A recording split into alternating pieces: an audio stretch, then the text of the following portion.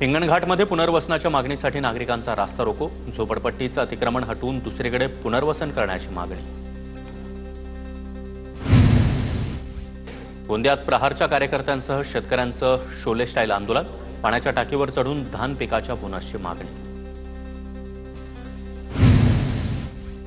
नाशिकच्या इगतपुरीमध्ये महिंद्रा कंपनीच्या कंत्राटी कामगारांचा संप, कॉन्ट्रॅक्ट चेंज झाल्यानं ग्रॅच्युटी मिळणार नसल्यानं कर्मचाऱ्यांचं आंदोलन, जोपर्यंत मागण्या पूर्ण होत नाहीत तोपर्यंत संप सुरूच ठेवणार, आंदोलकांचा इशारा। नाशिकच्या भोजापूर धरणामधून पूर पाण्याचं आवर्तन सुरू, आवर्तनाचं पाणी दुशिंगपूरमधील शेतकऱ्यांना मिळत नसल्यानं शेतकरी आक्रमक, पाटबंधारे विभागानं तातडीनं दखल घेतली नाही तर तीव्र आंदोलनाचा इशारा। जळगावच्या श्रीरामपुरात वकिलावरील हल्ल्याचा वकील संघाकडून निषेध, न्यायालयाच्या आवारामध्ये काळ्या फिती बांधून घटनेचा जाहीर निषेध व्यक्त, वकील संघाकडून वकील संरक्षण कायद्याची मागणी।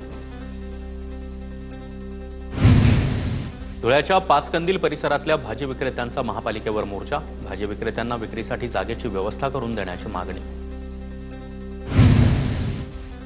पीक विमा काढण्यासाठी 14 ऑगस्टपर्यंत मुदतवाढ, पीक विमा योजनेमध्ये शेतकऱ्यांचा सहभाग वाढवण्यासाठी मुदतवाढ, 1,60,673 हेक्टर क्षेत्र पीक विमा योजनेत शेतकरी समाविष्ट।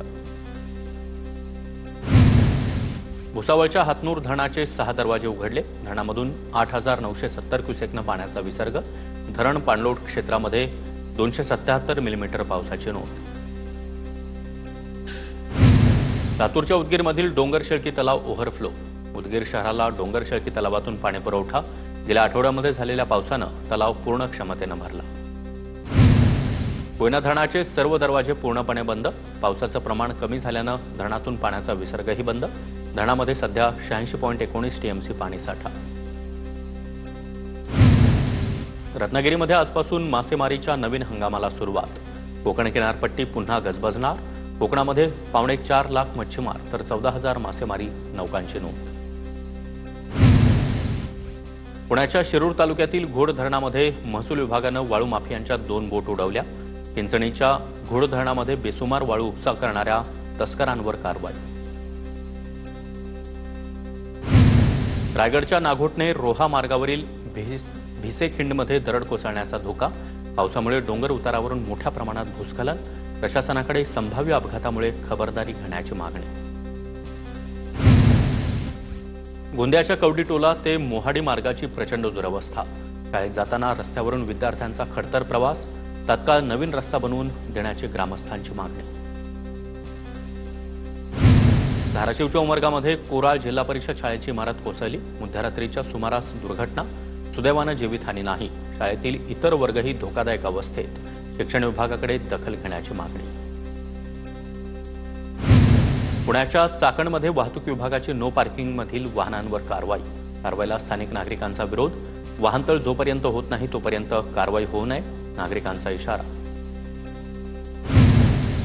दौंडच्या यवतमध्ये 2 गटात तणाव, व्हॉट्सअप ग्रुपवर आक्षेपार्ह पोस्ट केल्यानं तणाव, जाळपोळ दगडफेकीनंतर पोलिसांकडून अश्रुधुराचा वापर, 2 जण ताब्यात। यवतमध्ये सध्या तणावपूर्ण शांतता, जाळपोळीमध्ये दुकानं आणि गाड्यांची तोडफोड करण्यात आली, दुकानातील पैशांच्या नोटा देखील जळून खाक। पिंपरी चिंचवडमध्ये भर दिवसा गोळीबार, बेकरी चालकावर अज्ञाताकडून गोळीबाराचं कारण मात्र अस्पष्ट, पोलिसांकडून तपास सुरू। अहिल्यानगर पोलिसांकडून बनावट नोटा बनवणाऱ्या टोळीचा पर्दाफाश, 60,50,000 रुपयांच्या छापलेल्या बनावट नोटा जप्त।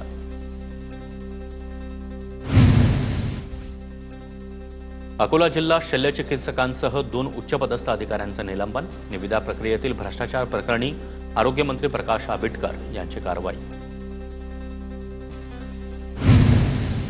नागपूर बोगस शालार्थ आयडी घोटाळा प्रकरणी पैसे देऊन नोकरी मिळवलेल्या 3 शिक्षकांना अटक केलेल्या शिक्षकांमध्ये 2 महिलांचाही समावेश, आतापर्यंत 17 जणांना अटक। अमरावतीमध्ये भूमी अभिलेख कार्यालयामध्ये एसीबीची मोठी कारवाई, उपाधीक्षक आणि नगर परीक्षण भूमापकाला लाच घेताना पकडलं, आरोपींनी तक्रारकर्त्याला 1,25,000च्या लाचेची मागणी केली होती।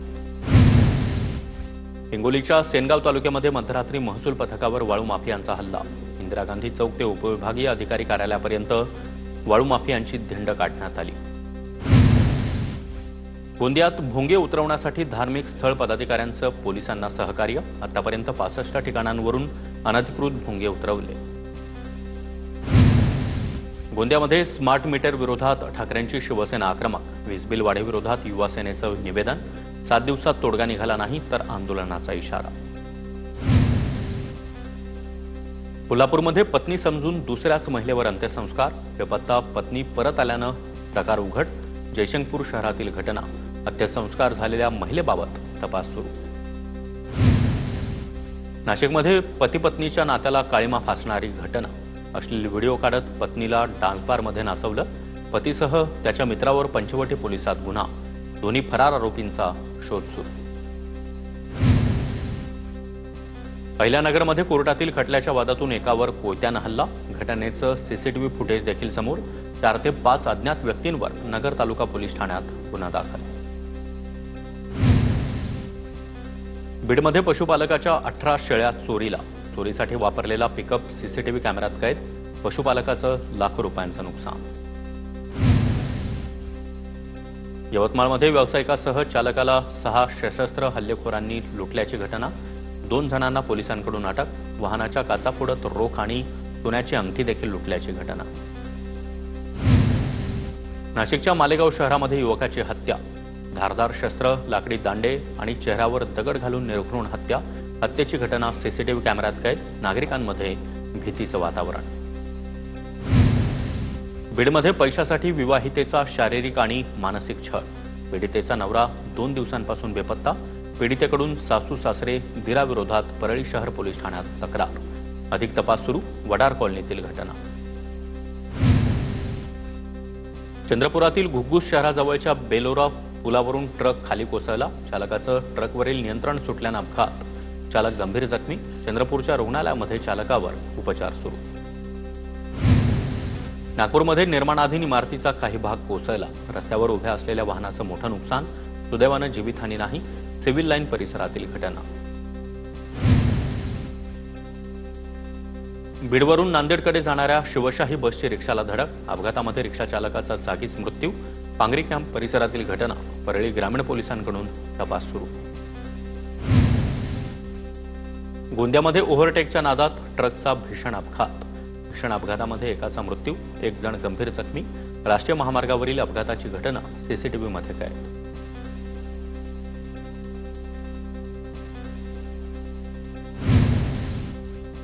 पिंपरी चिंचवडमध्ये व्यायाम करताना तरुणाचा मृत्यू. अचानक भोवळ आल्यानं तरुण जागेवरच कोसळला. हृदयविकाराच्या झटक्यानं निधन झाल्याचा प्राथमिक अंदाज. नागपूरच्या वैद्यकीय महाविद्यालयामध्ये रोबोटिक पद्धतीनं किडनी ट्रान्सप्लांट. मेडिकल कॉलेजच्या टीमकडून रोबोटिक सर्जरी. गरीब रुग्णांना फायदा होणार. सिंधुदुर्ग जिल्ह्यातील कुडाळमध्ये फिरती कॅन्सर डायग्नोस्टिक व्हॅन पोहोचली. महिलांची तपासणी. गावोगावी तोंडाचा त्याचबरोबर स्तन आणि गर्भाशय कर्करोगाचं निदान होणार. रत्नागिरी जिल्हा प्रशासनाच्या माध्यमातून आजपासून महसूल सप्ताहाचं आयोजन. नागरिकांसाठी विविध उपक्रम राबवले जाणार.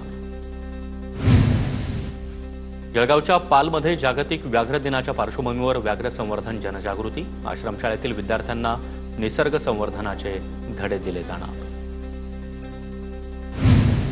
अहिल्यानगर जिल्ह्यामध्ये पुन्हा एकदा लंपी आजारानं डोकं वर काढलं. गेल्या 15 दिवसामध्ये जिल्ह्यामध्ये 668 जनावरं बाधित. सिंधुदुर्ग जिल्ह्यामध्ये पाळीव जनावरांमध्ये पुन्हा एकदा लंपीची साथ. 593 जनावरं लंपी आजारानं बाधित. शेतकऱ्यांनी खबरदारी घेण्याचं प्रशासनाचं आवाहन. पुण्याच्या कात्रजमधील प्राणी संग्रहालयामधील हरणांच्या मृत्यूप्रकरणी अधिकाऱ्यांना पालिका आयुक्तांकडून कारणे दाखवा नोटीस. हरणांना देण्यात आलेल्या खाद्यावर प्रश्न उपस्थित. सिंधुदुर्गच्या मालवण कसाल मार्गावर रानगव्यांचा मुक्त संचार. वाहन चालकांमध्ये घबराट. वनविभागाकडे बंदोबस्त करण्याची मागणी. पीओपीवरील बंदी उठवल्यानंतर जळगावच्या मुक्ताईनगरमधील मूर्तिकारांना मोठा दिलासा. गणेश मूर्तिकारांनी सरकारचे आभार मानले. खानदेश मध्य प्रदेशात या मूर्तींची मोठी मागणी. जळगावमध्ये संत मुक्ताई पालखी आगमन सोहळ्यामध्ये अभूतपूर्व स्वागत.